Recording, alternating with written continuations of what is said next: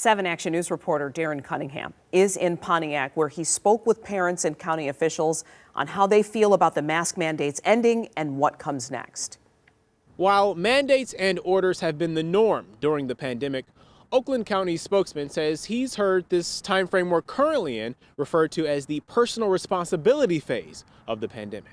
I think that they should continue to wear a mask until this is over. Kendra Bledsoe has 6 children in various Pontiac schools and says she's disappointed Oakland County lifted the mask mandate for schools starting today. I care about my kids. I care about their safety. I care about their health.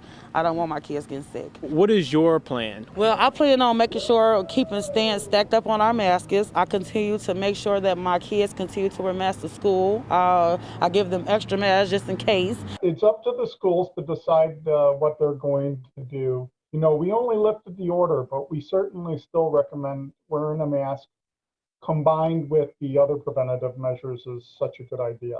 Oakland County spokesman Bill Mullen says the decision to lift the countywide mask mandate for schools came following a significant drop in new case numbers, test positivity rates declining for 5 weeks in a row, and the relatively mild Omicron variant being the dominant strain. And he says nearly 77% of the eligible population ages 5 and older have received at least 1 dose of the vaccine in Oakland County.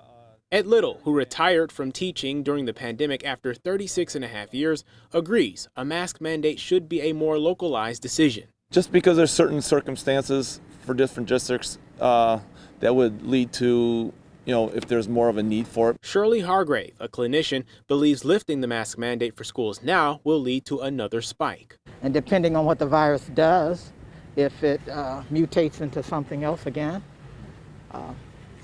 our numbers are going to just spike right back up. If an increase does happen, Mullen says transmission rate won't be the only factor considered. We'll also look at the environment we're in terms of how many people are vaccinated, what is the variant that's being transmitted and what have you, and then rely on our medical and public health experts to tell us the best course of action. Hargrave says she believes it's best to wait until flu season comes to an end to lift the orders.